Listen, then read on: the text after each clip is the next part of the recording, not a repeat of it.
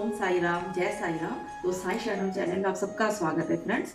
तो दोस्तों, आज हम बात करेंगे कि हमें ऐसा कौन सा कार्य करने चाहिए कि जिससे कि साईं बाबा का हमारे घर में साक्षात आके विराजमान हो जाए। ऐसे वो कौन से कार्य है जिसे करने से ही साईं बाबा की मौजूदगी का हमें एहसास होता रहे। वो ऐसे कौन से कार्य हैं जिससे हमें हमेशा हर पल हमें एहसास होता रहे कि हाँ, बाबा हमारे घर पे हैं। हमें ऐसे कौन से काम करने चाहिए। तो दोस्तों, आज हम इसी विषय पे बात करेंगे। तो चैनल अपना वीडियो स्टार्ट करने से पहले मेरी आपसे एक अनुरोध है कि आप मेरे इस वीडियो को लाइक, शेयर और सब्सक्राइब कर दीजिए। पास में लगे बेल आइकन को भी क्लिक कर दीजिए, जिससे कि मैं जो भी वीडियो अपलोड करूँ तो उसका नोटिफिकेशन आपके पास में पहुंच जाया करेंगे। ठीक है फ्रेंड्स, तो चलिए शुरू करते हैं। तो सबसे पहले तो देखिए, अगर हम चाहते हैं कि बाबा हमारे घर में आके एकदम से साक्षात रहे, हमारे साथ में हमें उनकी मौजूदगी का एहसास होता रहे, तो उसके लिए तो हमें सबसे पहले अपने मंदिर को नीट एंड क्लीन करना है। सबसे बड़ी, चाहे मंदिर हमारा छोटा, चाहे बेशक से चाहे छोटा सा ही हो, उस वो कोई बात नहीं, बस एकदम नीट एंड क्लीन रखना है। ठीक है फ्रेंड्स। और हमें बाबा के लिए दूसरी बात ये है कि मंदिर एकदम साफ हो, क्योंकि देखिए गंदी जगह पर तो हम भी नहीं रह सकते हैं, तो फिर वो भगवान देवी देवता वो कैसे आके रह सकते हैं, है ना।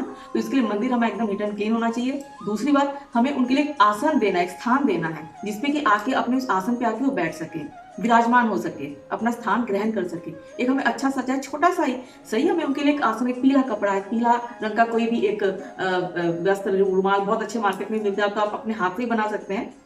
अच्छा सुंदर सा एक आसन रखिए उनके लिए, जिसे, ठीक है। और उसके ऊपर बाबा की एक मनोहर, एक बहुत ही सुंदर सी मूर्ति हो सकती है बाबा का, या फिर कोई फोटो हो सकता है, जो आपको अच्छा लगे, जैसा जो आपको अच्छा लगे वो आप वहाँ पे उनकी स्थापना कीजिए। अच्छे से नीट एंड क्लीन करके उनको रखिए, फिर अच्छे से उनको सवारिए संवारिए, बहुत जितना अपनी जैसा आपको अच्छा लगता है, जिस प्रकार से भी आपको अच्छा लगता है, फूलों से, इत्र से उनको खूब महकाइए, अच्छे से उनको अच्छे से रखिए, क्योंकि जितना बाबा को संवारेंगे हमारी जिंदगी भी संवरती रहती है फ्रेंड्स।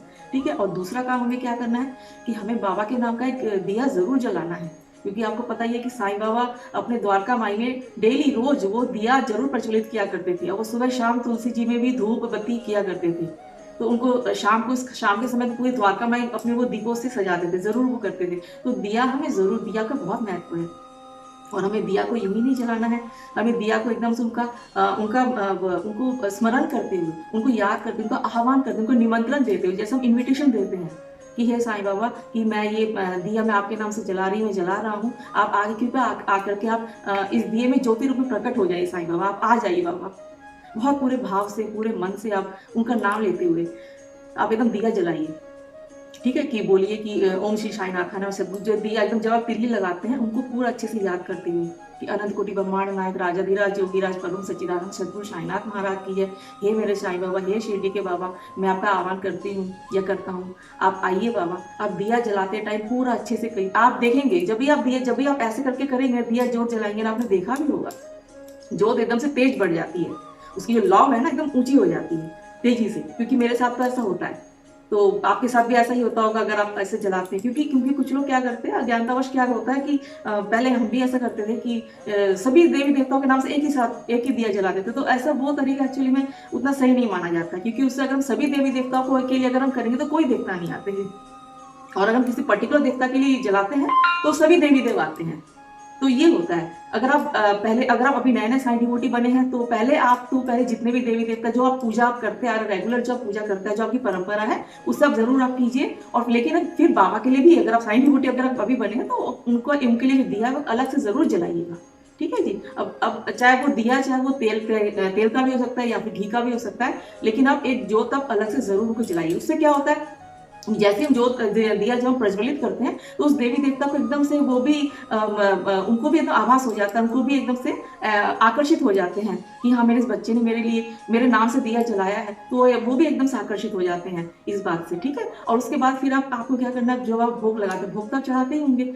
अब लेकिन सबसे बड़ी चीज है, जो देवी देवता का जो भी मनपसंद का जो होता है, जो भोग होता है, वो होते हमारे भाव, हमारे प्रेम, कितने प्रेम से, कितने भाव से हमको भोग समर्पित करते हैं। अगर हम कई प्रकार के भोग व्यंजन अगर देवी देवता के सामने लगाते हैं, चाहे वो जितने प्रकार के हो व्यंजन, मिठाइयाँ वगैरह हो, लेकिन अगर हमारे भाव, अगर हमारे प्रेम अगर उसमें सम्मिलित नहीं है ना, तो फिर वो उसको स्वीकार नहीं करते हैं। तो इसलिए चाहे हम 2 दाने, चाहे हम मिश्री के चढ़ाए या फिर चीनी भी चढ़ाए, अगर हम भाव से अगर हम देते हैं ना, तो वो निश्चित रूप से स्वीकार होती है। ठीक है। तो भोग का चढ़ाना का बहुत ही एक इम्पॉर्टेंट होता है, कि जिससे कि वो एकदम उसको स्वीकार करते हैं। अगर आप मंत्रों के साथ में अगर आप चाहते हैं तो एकदम हाथ में लेके फिर हम जल को पूरे गोलाई में करके जैसे करते हैं, जल हाथ में लेके पूरे गोलाई में आप एक वैसे तो मंत्रों की वैसे आवश्यकता होती नहीं है, लेकिन फिर भी अगर अब होता है ना कि कई बार कौन से मंत्र हैं कुछ लोग ये चाहते हैं, तो आप ऐसा भी बोल सकते हैं शर्कराकंड खाद्यानि दधि क्षीर गीतानि च आहारार्थम भक्ष्य भोजन नैवेद्यम प्रतिगीतम करके पूरा गोला करके जल गिरते जाइएगा पूरे थाली के चारों तरफ में। नहीं तो ऐसा कोई वो नहीं, मंत्र हर कोई नहीं बोल सकता। आप सिर्फ भाव से, हे साईं बाबा मैं आपके लिए भोग चढ़ा रहा हूँ, भोग चढ़ा रही हूँ, ये इस भोग का कृपया स्वीकार कीजिए बाबा। आप बहुत प्यार से बोलिए, मन से बोलिए, वो जरूर स्वीकार करते हैं। या तो फिर दूसरी विधि ये भी होती है कि अगर आप भोग का अगर आप बहुत अच्छे से अगर आप चाहते हैं कि पूरे विधि विधान से, तो आप अंगियारी में भी चढ़ा सकते हैं। जैसे आप थोड़ा से गाय के उपले में आप कोई कपूर डाल के और गूगल और लोबान और दाल डाल के उसमें थोड़ा सा घी डाल के और जो भी भोग आप चढ़ाते हैं, जो भी भोजन आप चढ़ाते हैं, जो भी मिठाई वगैरह वो सब उसमें डालते रहिए बाबा के नाम से, तो वो एकदम से बाबा को वो जो है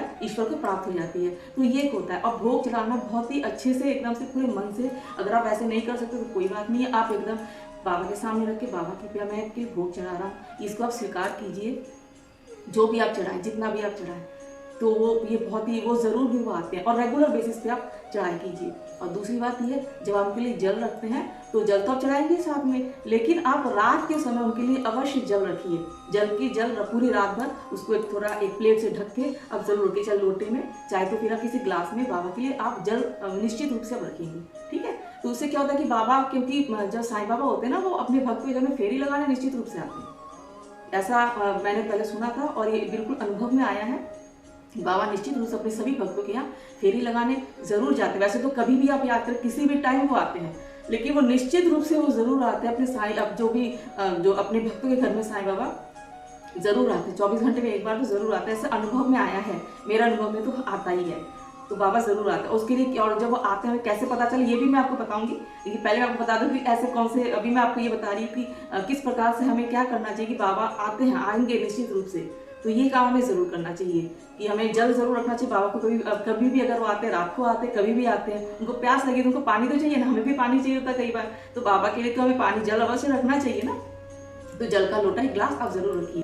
उसके बाद आप जो भी आप पूजा पाठ जो भी आप करते हैं, जो भी पाठ करते हैं बाबा के श्री साईं सच्चरित्र का पाठ करते हैं, अथवा आप कष्ट निवारण मंत्र या फिर साईं बावनी पढ़ते हैं, साईं चालीसा, जो भी आप पढ़ते हैं वो आप पढ़ेंगे। लेकिन इस बीच में देखिए बाबा परीक्षा भी लेते हैं। इसमें आपको ये भी ध्यान, कोई भी आप मान लीजिए पाठ कर रहे हैं, बहुत भी तन्मयता से पाठ कर रहे हैं, उतने में आपके द्वार पर आपको पता लगा कि कोई भिखारी आ गया, और हम क्या होता है, ज्यादातर लोग क्या होता है, इरिटेट हो जाते हैं। तो वो नहीं होना है, वो बिल्कुल नहीं होना। अपने पाठ को वहीं रख के, वहीं पे स्थगित करके, या तो पेज मोड़ के अभी बुक मारकर उसमें लगा के आपको उठना है। आपको बाबा से बोलना है कि बाबा पहले मुझे देखना है कि किसको क्या पता, किसको क्या जरूरत है उसको। और कोई भी आपके द्वार पे आता है उसको खाली हाथ कभी मत भेजेंगे। तो ये तो परीक्षा होती है। बाबा ही देखते कि खाली मेरा ही पार्टी कर रहा है, खाली मेरे को ही खाली वो सेवा कर रहे हैं, लेकिन एक्चुअल जो बाबा, क्योंकि साईं बाबा किसमें सेवा में बसते हैं, हम जो भी हम सेवा करते हैं दीन दुखियों की, वो एक्चुअल जो होती है साईं भक्ति वही होती है। हमारे घर पे कोई भी अगर आ जाता, कोई भी याचक आ जाता है, तो उसको आप अपनी सामर्थ्य के अनुसार कुछ भी अगर भोजन भी अगर नहीं पकाया है तो कम से कम चावल दे दीजिए, आटा दे दीजिए, कुछ तो उसको खाली हाथ मत जाने दीजिएगा, उनका खाली हाथ बिल्कुल मत जाने दीजिएगा, कुछ ना कुछ आप जरूर दीजिएगा। और समय समय पर आप दान पुण्य आप जरूर करते रहिएगा जितना भी हो सके, ठीक है ना। और ये आप जरूर देखिएगा, अगर आप रेगुलर बेसिस पे, अगर आप जो भी, अब जैसे ठंड का मौसम है तो कुछ भी अगर आपके पास कोई पुराना कंबल है या फिर कोई स्वेटर है, आप देखेंगे रोड के पास में कितने बच्चे होते हैं, कितने सारे बुजुर्ग लोग होते हैं, गरीब बेचारे, उनको आप दे दीजिएगा। किसी एक को भी अगर आप देंगे ना तो आपको कितना अच्छा लगेगा, आप देखेंगे। और बाबा साईं बाबा इसी सेवा भाव में साईं बाबा बसते हैं, तो ये तो साईं भक्तों को पता ही है।